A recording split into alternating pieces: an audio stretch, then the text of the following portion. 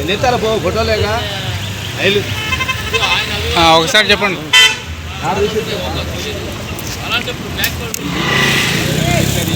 అందుకని మేము జన విజ్ఞాన వేదిక అనుబంధంగా భారత రాజ్యాంగ పీఠిక ప్రచార కమిటీ, దీని పేరు భారత రాజ్యాంగ పీఠిక ప్రచార కమిటీ ఆధ్వర్యంలో ప్రజల్లో విస్తృతంగా ఈ రాజ్యాంగ పీఠిక యొక్క లక్ష్యాలను తీసుకెళ్లడం కోసం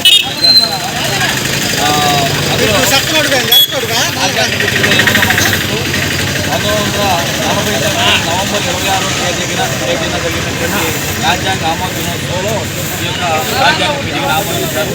మరి దాన్ని ఆ తర్వాత ఇందిరాగాంధీ టైంలో దాన్ని ఎక్స్టెండ్ సెక్యులర్ సోషలిస్ట్ అనేటువంటి పదాలను కూడా చేర్చడం జరిగింది. ఆ పదాలని తీసేయాలని చెప్పినటువంటి ప్రస్తుతం పరిపాలిస్తున్నటువంటి కేంద్ర ప్రభుత్వం బీజేపీ యొక్క పాలనలో అది జరుగుతుంది. దీన్ని మనం ఖండిస్తూ భారత రాజ్యాంగ పీఠికలో ఉన్నటువంటి అన్ని అంశాలు ఉండాలి. అందులో ప్రధానంగా ప్రజాస్వామ్యం, సెక్యులర్ ఈ మూడు ప్రాణప్రదమైన వాటిని మనం అందరం కూడా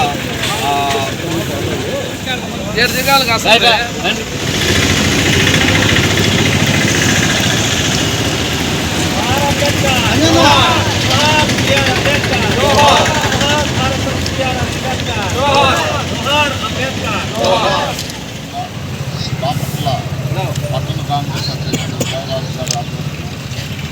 ఈరోజు కాంగ్రెస్ పార్టీ ఈ భారతదేశంలోనే కాకుండా యావత్ ప్రపంచంలో అంబేద్కర్ ఆశయాన్ని చిత్తశుద్ధితో అమలు చేస్తున్న ఏకైక పార్టీ అది కాంగ్రెస్ పార్టీ అని అందరికీ కూడా తెలుసు. ఆయన ఆశయాలను ఈ మధ్యకాలంలో రాజ్యాంగాన్ని కూడా విస్మరించే విధంగా కొన్ని పార్టీలు ప్రవర్తించడం సిగ్గుచేటు. ఈరోజు ప్రపంచవ్యాప్తంగా అంబేద్కర్ ఆలోచన విధానం మూలానే ఈరోజు మైనార్టీలు కానీ, దళితులు కానీ, హరిజన గిరిజన శ్రామికులు ఎవరైనా సరే ఈరోజు ఉన్నతమైన స్థానాలకి ఎగబాగుతున్నారంటే దానికి కారణభూతుడు మాత్రం డాక్టర్ బిఆర్ అంబేద్కరే అని మీ ద్వారా తెలియజేసుకుంటున్నాను. కానీ రాను రోజుల్లో అంబేద్కర్ యొక్క ఐడియాలజీని కూడా కొంతమంది హంగా చేసే పరిస్థితుల్లోకి ఈరోజు రావడం సిగ్గుచేటు. అంబేద్కర్ వారసులకు కానీ, అంబేద్కర్ ఆశయాలకు కానీ అమలు చేసుకుంటూ పోతుంది ఈరోజు వరకు కాంగ్రెస్ పార్టీ అని మీ ద్వారా తెలియజేసుకుంటూ, ఈరోజు ఉదాహరణకి కాంగ్రెస్ పార్టీ ఆధ్వర్యంలో రకరకాల అభివృద్ధి కార్యక్రమాలు జరుగుతున్నా ఏ రోజు చెప్పుకునే పరిస్థితి కాదు. ఉదాహరణకి మేము నాగార్జున సాగర్ నిర్మించిన రోజు ఆ రోజు ఏ విధమైన మెషినరీస్ కూడా ఈరోజు పోలవరాన్ని అప్పచెప్తే 3 ప్రభుత్వాలు మాత్రం పూర్తి చేసుకోలేని పరిస్థితుల్లో ఉంటాయి. అంటే ఏ విధంగా పరిపాలన చేస్తున్నాయి మిగతా పార్టీలు, కాంగ్రెస్ పార్టీ ఏ విధంగా పరిపాలన చేస్తున్నాయి, వాటిల్లో అభివృద్ధి పనులు ఎంత వేగవంతంగా జరిగినాయో మీ ద్వారా. ఈరోజు బాపట్ల నియోజకవర్గం జనసేన పార్టీ కార్యాలయంలో భారతరత్న డాక్టర్ బిఆర్ అంబేద్కర్ గారి 134వ జయంతి వేడుకలు ఎంతో ఘనంగా నిర్వహించడం జరిగింది.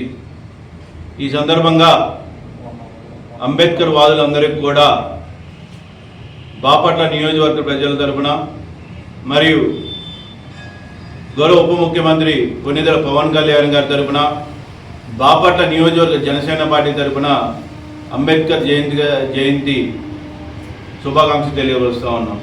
మరి ఆయన ఆశయాలను మనం అందరం కూడా ఆయన ఆశించే ఏ విధంగా రాజ్యాంగం నిర్మించారో ఆ రాజ్యాంగం నిర్మాతగా ఆయన చేసినటువంటి ఎన్నో సేవలను ఒకసారి బాపట్ల నియోజకవర్గ జనసేన పార్టీ స్మరించుకుంటూ ఓటు అనే